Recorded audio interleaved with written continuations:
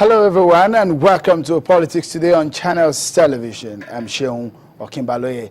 Well, preparations for the 2015 general elections have now hit a very interesting height, with politicians, INEC and even the media putting their final touches on preparation. It's now 13 days to the decision day for the fourth set of elections in Nigeria. That is the presidential election and the National Assembly elections. February the 14th, 2014, voters will go to vote and politicians' popularity will be put to test, but also INEC's readiness too will be put to test. Remember, the Commission says it is deploying new technologies for this election, one that hasn't been used in the history of Nigeria's elections. That also will be tested. But you know what? There's one fear most Nigerians have, and that is the issue of election violence. We want to vote, but no one, I guess, or I'm very sure that no one wants to die, and that's why we keep up the campaign of no violence in this election. Well, there's one man who has raised an alarm in 2011 about a possible violence, but perhaps he was neglected and eventually people died. The unfortunate fact is that the April 2011 general election is said to be the bloodiest since 1999, and following that, the April 2011 presidential voting left more than 600 people dead, and according to Human Rights Watch, 65,000 people displaced and about 10 billion naira worth of properties lost to election violence from even before 2011 elections started. This year, there appears things may have a similar tendency, and early enough, this same man spoke up. He wrote to the presidential candidates of the two top political parties and also some Nigerians about the possibility of violence in 2015 general election. This man that has always seen the future of Nigeria's election and won't just raise alarm, but will seek ways for solution, is our guest on the program. Professor Bolaji Akinyemi joins us on Politics Today. Bolaji Akinyemi is a professor of political science and was the deputy chairman of the National Conference and a former minister of external affairs who served in the cabinet of former military head of state, General Ibrahim Babangida. Thank you and welcome to Politics Today, Professor Akinyemi. Thank you very much for inviting me. In 2011, you anticipated violence, and there was violence. And now, you're anticipating some level of violence in the 2015 general elections. That time in 2011, you raised an alarm that, hey, guys, there might be violence in this election, but your advice was not taken. This time around. You have written, you have said it, you voiced your opinion. What makes you think that they will listen to you this time around? Well, there is already evidence that they have listened. For the first time in the history of this country, we've had the presidential candidates coming together to sign the Abuja Peace Accord, midwifed, or shall I say, in the presence of Kofi Annan, Emeka Anyaoku, and others. And the Peace Accord really has a lot of midwives, in the sense that there are several people and several organizations who together have been drawing attention to the need to put in place measures that will contain the violence. Nobody must give Nigerians an illusion that there will be no violence. That would be naive. There will be violence. And what makes you think so? Look, even before the accord was signed, and since the accord was signed, there have been acts of violence. Presidential motorcades have been stoned, venues of campaign by both parties have been disrupted, language of violence have been used all across the broad zone. The temperature is very high. You could feel the tension, even though this accord had been signed. So what we should be hoping for is that the alarm that has been raised, the awareness of Nigerians that have been drawn to the need to avoid violence, has presented an atmosphere that will allow for this violence to be contained. Professor Akinyemi, you wrote a letter, and the letter was in copy of the President of the Federal Republic of Nigeria and the candidate of the PDP, and also the presidential candidate of the APC. The Sultan too was in copy of it. The Lamido of Adama was in copy of the Oni of Ife.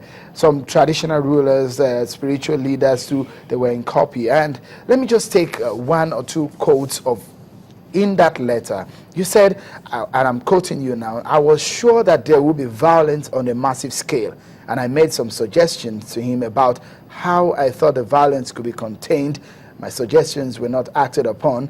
The elections occurred, President Jonathan won, and all hell broke loose. Missing were the conflict controlled measures which I discussed with General Hazazi. I guess you were talking about the letter, I mean, your conversation and your recommendations before the 2011 elections. What were those things that you saw at that time? And unfortunately, like you said, those were not acted upon. Well, as you've rightly quoted from the letter, there were enough indices that the way and manner in which the campaigns were being run, whoever lost that election, his supporters were going to feel so aggrieved that they will resort to the streets. Not the candidate himself. I want that to be clear. And what I then suggested was set up a group of eminent Nigerians who can serve as interlocutors. If the violence were in the north, people like the Sultan, and other eminent people from the north, General Gawan, General Abdul Salam, will be able to speak to the streets, the violence being perpetrated. If it would be in the south, I'll mention names of eminent southerners who could speak and appeal to people and draw attention of the rioters to the fact that where are the children of the presidential candidates, or where are the children of the gladiators with you on the streets demonstrating? You are killing each other. The children of the elite are not there. And my hope then was that somewhere along the line, the rioters would then listen to the voice of the eminent people from their area, and the violence will be contained. And that's what I've then repeated in the letter this year. Okay, but at that time, what were those things that you recommended that were not acted upon?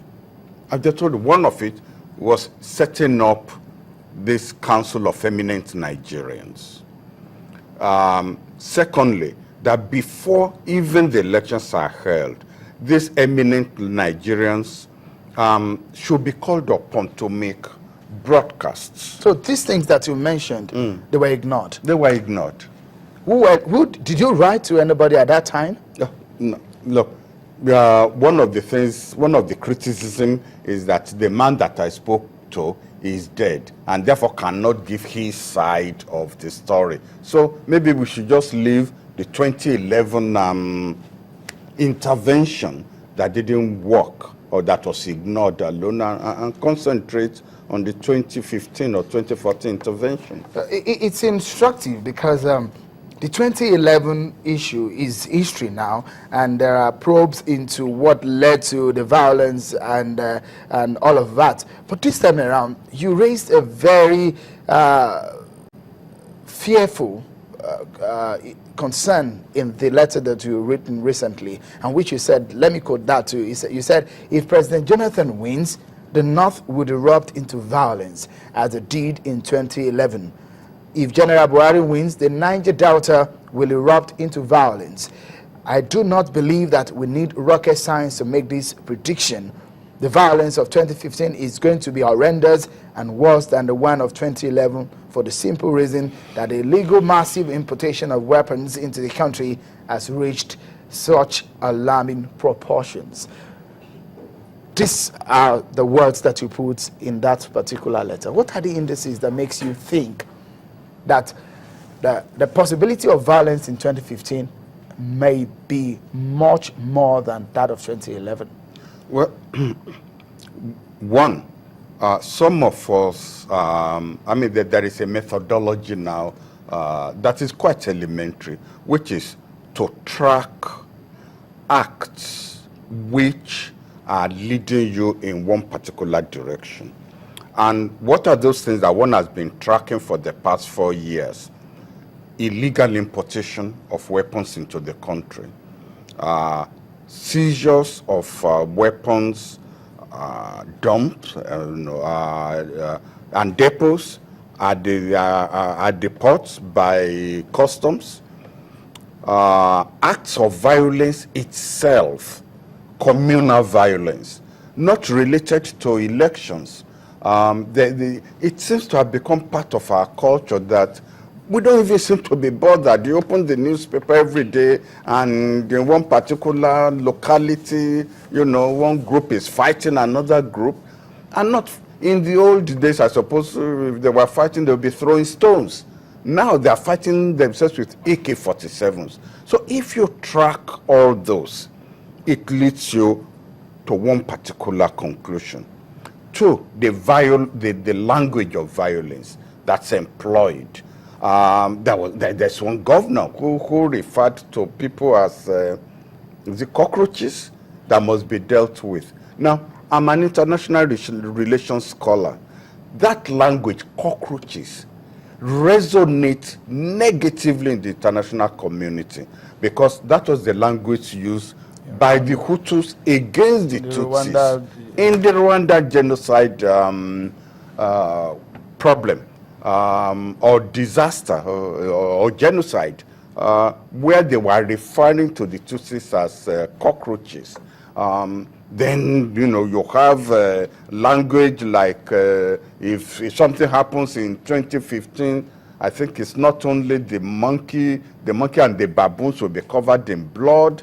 And then you have, like, well, I don't know, I suppose it's licenses being issued to non-government agencies to import arms. For what purpose?